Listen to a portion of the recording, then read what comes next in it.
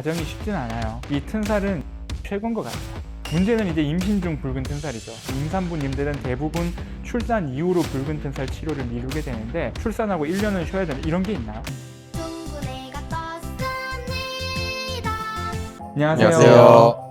붉은 튼살과 하얀 튼살, 우리는 어떤 걸 치료해야 할까요? 오늘 튼살에 대한 모든 것들을 한번 이야기 나눠보도록 하겠습니다. 붉은 튼살과 하얀 튼살로 구분을 하게 되는데 원인에 대해서 먼저 한번 좀 말씀을 해주실 수 있을까요? 튼살은 피부가 이제 트면서 발생하는 질환이라고 보시면 되는데 임산부처럼 과도하게 늘어나거나 아니면 뭐 사춘기 때 과도하게 성장이 되거나 면적이 과도하게 빠르게 증가하면은 피부가 견디지를 못하고 일정 부분이 이제 트면서 발생하는 형태라고 알고 계시면 되겠습니다. 이제 흉터의 전 단계 정도라고 생각을 하는데요. 흉터는 이제 완전히 피부가 파괴가 되고 새로 만들어진 거라면은 튼살은 이제 정상적인 피부의 늘어나는 범위를 벗어나서 이제 약간 흉터 조직과 비슷한 아이들이 생기기 시작하는 거고, 그 중에서 먼저 빨갛게 생긴 다음에 하얗게 진행을 하게 되죠. 피부가 원래부터 탄력이 있는 분들이 있고 탄력성이 좀 떨어지는 분들도 있잖아요. 여름철보다 겨울철이 더 건조하면서 신축성이 좀 떨어질 수도 있다고 생각을 하는데 그런 부분들이 튼살 발생에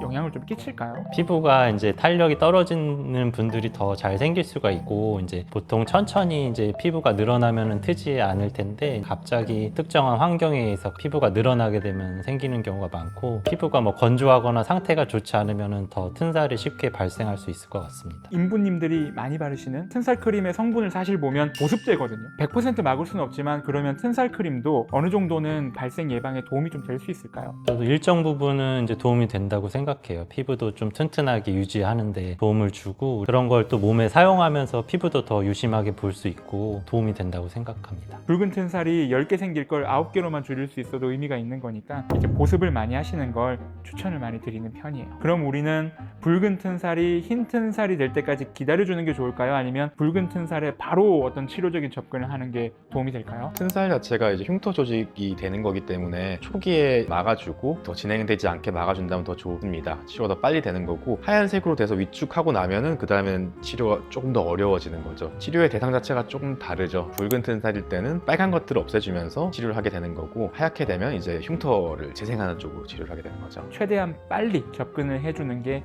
좋은데 문제는 이제 임신 중 붉은 튼살이죠. 임산부님들은 대부분 출산 이후로 붉은 튼살 치료를 미루게 되는데 출산하고 1년은 쉬어야 되는 이런 게 있나요? 그런 거는 없죠. 이미 아기가 나왔기 때문에. 레이저라고 하는 게 자연계에 존재하는 빛의 한 파장을 뽑아서 강하게 증폭시킨 거기 때문에, 빛을 쏘는 거기 때문에 이제 이게 수유에 영향을 준다고 보기도 어렵습니다. 제왕절개 수술 흉터 같은 것도 좀 더 빨리 치료하기를 권해드리긴 하거든요. 상처가 이제 완전 흉터가 되기 전에 치료해주는 게 좋고, 튼살도 마찬가지입니다. 오실 수 있다면 가장 빨리 오셔서 치료받으시는 게 좋을 것 같고, 붉은 튼살이 가장 많이 생기는 케이스가 임산부님 뿐만이 아니라 사춘기 청소년들이잖아요. 최대한 빨리 와서 치료해주는 게 좋겠네요. 붉은 튼살을 최대한 빨리 줄여야 흰 튼살이 적게 생긴다라고 설명을 드리는데, 그러면 흰 튼살이 발생하고 나서부터는 영원히 치료가 불가능한 건가요? 그러니까 할 수 있는 최선의 치료를 하지만은 완전히 지울 수는 없고, 이제 개선이 목표다라고 미리 항상 여러 번 말씀을 드리고 시작을 하는데, 요즘은 또 기계들이 좋아서 꽤 되는 편이긴 해요. 덜 보인다 정도까지는 갈 수 있는 것 같아요. 과정이 쉽진 않아요. 이 튼살은 예방이 최고인 것 같아요. 얼마나 피부를 보습해주고 얼마나 피부의 신축성을 만들어줄 수 있느냐, 그리고 환경적인 부분들, 예를 들어서 임산부님들은 가습기 사용 이런 것도 되게 중요하겠죠. 환경이 너무 건조해지지 않게 관리해주는 부분들, 피부에 대한 압박, 마찰 이런 부분들을 줄이는 것도 되게 중요하고, 청소년들 같은 경우에는 제가 꽉 끼는 청바지나 너무 조이는 옷 같은 것도 좀 입지 말라고 말씀드리기도 하거든요. 그런 예방 방법을 조금 더 공유하고 숙지하시면서 관리하시는 게 붉은 튼살과 흰 튼살의 가장 좋은 치료 방법이 아닐까 생각이 됩니다. 레이저 한 가지씩 추천하고 마무리해볼까요? 붉은 튼살은 V빔이죠. V빔이 붉은 흉터에는 가장 효과적인 것 같아요. 프락셔널 레이저 중에서 피코 레이저가 뭐 색소 침착 이런 게 좀 덜 남으니까 V빔 다음으로 좀 도움 될 거라 생각해요. 두 개를 하고 나서 생긴 색소 침착을 치료하는 포토나 레이저 추천하겠습니다.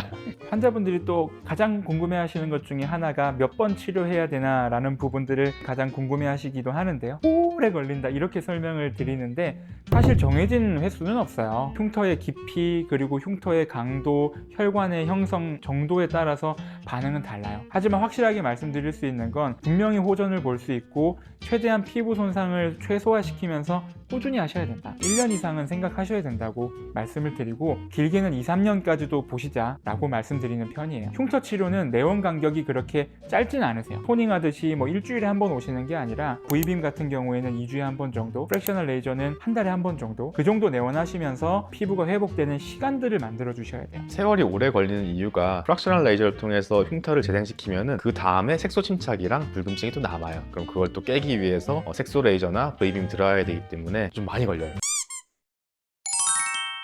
오늘 흰 튼살과 붉은 튼살에 대해서 정리해봤는데요. 오늘 영상이 도움이 되셨다면 피부는 오늘도 맑음, 좋아요, 구독, 알림 설정 부탁드리겠습니다. 감사합니다.